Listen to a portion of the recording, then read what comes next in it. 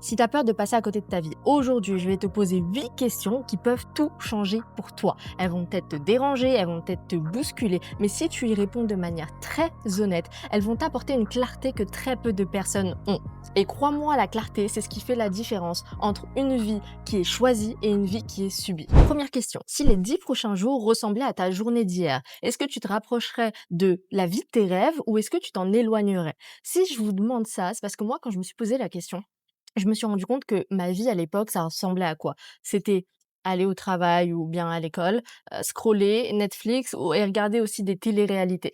Et en fait, est-ce que en poursuivant ce style de vie-là, cette routine-là, j'allais pouvoir changer les choses? Et c'est en me posant cette question que je me suis dit: «Mais en fait, non, pas du tout». Même si je me disais au départ: «Ça va, c'est qu'une journée en soi». Mais la réalité, c'est que la vie, c'est pas juste une journée. Cette journée qui te semble anodine parce qu'elle va pas avoir d'impact sur ta vie, mais en fait, ta vie, tu vas faire que répéter cette fameuse journée encore et encore et encore. Ça devient une fatalité pour toi. C'est comme une petite fuite dans un bateau. Au début, tu remarques rien, tu laisses passer les semaines et c'est tout ton navire qui coule. Et souvent, on s'en rend compte quand c'est beaucoup trop tard. Deuxième question, si un inconnu regardait ta routine, quelles seraient selon lui tes priorités? Pour imaginer la chose, disons que tu es assise voilà, dans un cinéma et tu vas regarder le film de ta vie. C'est ta propre journée qui est là et qui est en train de défiler. Et tu verrais tous les détails de cette journée, avec qui tu parles, ce que tu fais de ton temps, les moments où tu scrolles, les choix que tu fais. Tu peux pas te mentir, tu vois tout, vraiment. Tu ne peux cacher aucun détail. À ce moment-là, demande-toi, qu'est-ce que tu penserais de cette personne-là? Qu'est-ce que tu penserais de ce personnage? Est-ce que cette personne a réellement les priorités qu'elle dit avoir? Moi, c'est à ce moment-là que je me suis dit, mais en fait, Inès, arrête de rêver dans ta tête. Fais en sorte que ça se matérialise dans ta vie parce que tu dis que tu veux telle vie, une vie faite de liberté, de voyage, d'argent, de choix libres de décision, etc. Et d'un autre côté, mes actions, elles racontaient une toute autre histoire. Je disais que je voulais construire quelque chose de grand et au final, ma routine, elle me prouvait le contraire. Et quand tu te poses ces questions-là, en fait, tu peux pas te mentir. Donc toi, là, si quelqu'un venait et te filmait une semaine entière sans arrêt, qu'est-ce qu'on verrait vraiment? Troisième question, quel est le plus grand mensonge que tu te racontes au quotidien pour justifier le fait que tu n'es pas encore là où tu voudrais être? Moi, je sais que par exemple, ça pouvait être le fait de me dire que j'attends que ce soit le bon moment. Je m'accrochais à ça comme si c'était une excuse en or. D'autres disent qu'elles ont pas l'argent, ou bien peut-être pas le temps, ou bien je dois d'abord attendre que je ne sais quoi. Mais le bon moment, l'équipe, il n'existe pas. La vérité, c'est que chaque seconde que tu passes à écouter l'ancienne version de toi, c'est-à-dire la version qui a peur, qui se trouve des excuses, et bah, c'est des secondes où tu renforces encore plus les barreaux de ta prison invisible. Et un jour, tu te réveilles et tu te rends compte que c'est toi-même qui as verrouillé la porte à double tour. Quatrième question, si ton toi de 12 ans te rencontrait aujourd'hui, est-ce qu'il serait fier de toi ou est-ce qu'il serait déçu?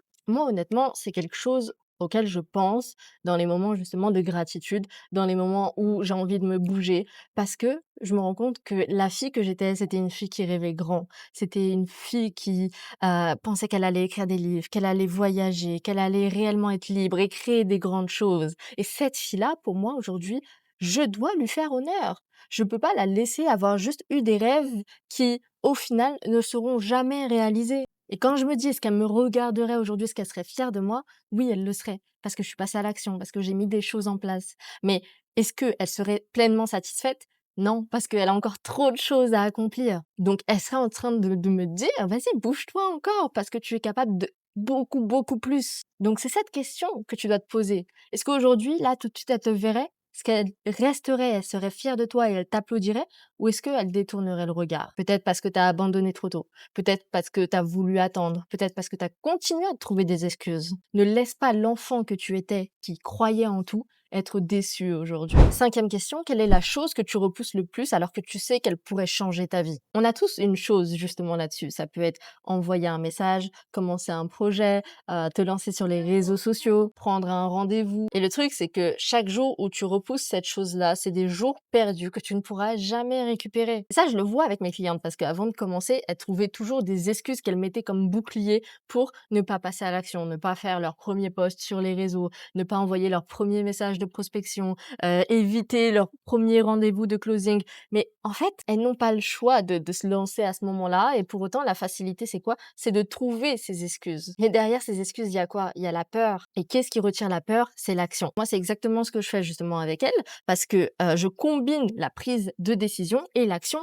immédiate, pas dans 6 mois, pas dans 3 semaines, dans les 48 heures maximum. Parce que la décision sans l'action, c'est juste un rêve qui meurt en silence. Sixième question, est-ce que tu as déjà été assez constante pour mériter les résultats que tu veux? Parce qu'il y en a plein qui veulent par exemple un corps de rêve, qui vont 2 semaines, 2 jours pardon à la salle et qui au final disparaissent. Tu veux lancer un business, tu fais ton premier post, il fonctionne pas, t'abandonnes. La vérité, c'est que tu peux pas récolter ce que tu n'as même pas semé. Et tu peux pas non plus accélérer la nature. Ah, tu prends une plante là tout de suite, tu prends un arbre, t'auras beau l'arroser 10 000 fois dans la journée, ton arbre ne va pas pousser. Par contre, si tu l'arroses pendant des semaines et des mois, là oui, ton arbre, il va pousser. Moi, mes résultats, ils ont commencé à exploser au moment où j'ai arrêté d'attendre une gratification immédiate, où j'ai arrêté d'attendre des résultats qui vont tomber dès que je fais la première action. Non, allez-y, prenez votre sachet de graines et semez, semez, semez, semez, arrosez, arrosez, arrosez, laissez le temps pour ensuite pouvoir récolter vos fruits. C'est ça le vrai rythme de la croissance. Mais vous pouvez pas vous attendre à avoir des résultats extraordinaires parce que vous avez passé une semaine à fond focus.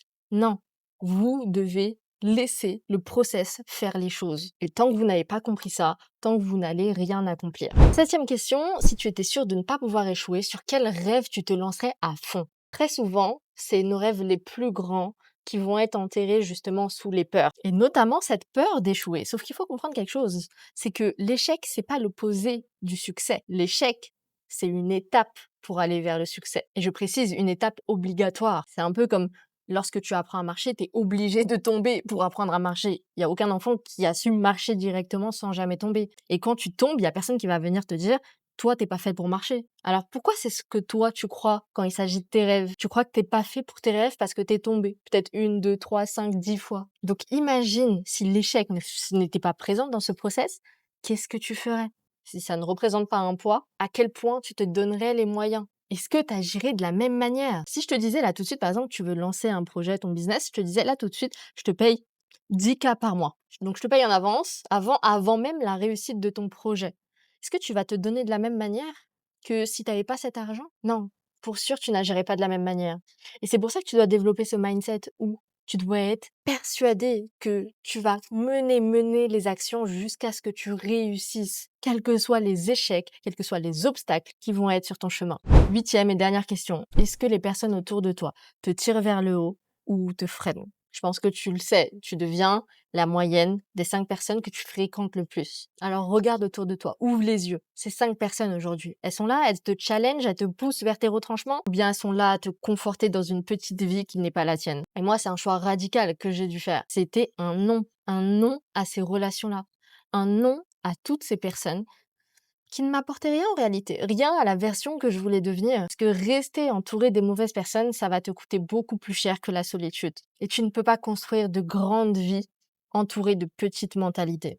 Ok l'équipe, ces 8 questions, elles sont pas là juste pour que vous m'écoutiez de manière passive. Elles sont là pour que vous y répondiez de manière sincère. Donc prenez une feuille, un stylo, écrivez-les, répondez-y et confrontez-vous à vous-même, à votre réalité, à votre vie, à vos rêves. Est-ce qu'aujourd'hui vous rêvez grand et vous voulez juste rester un beau rêveur ou est-ce que vous voulez switcher votre mentalité et réellement commencer à agir pour changer les choses? Si c'est le cas, allez-y de manière honnête et écrivez tout ça. Les réponses, elles sont en vous. Vous les avez. Donc, faites face à votre personne. Et si vous avez besoin d'aide justement pour vous confronter à vous-même, si vous avez des questions ou peu importe pour traverser certains de ces steps, certaines de ces questions ou tout simplement connaître un plan d'action pour savoir sur quoi agir pour changer les choses, faites-moi un message sur Instagram et avec grand plaisir, je pourrai vous répondre et vous aider. La vie ne t'attend pas. Par contre, tes rêves, ils sont en train de t'attendre. Ils attendent à ce que tu te bouges littéralement, à ce que tu fasses quelque chose. Là, tu as une opportunité de le faire, donc ne perds pas cette opportunité.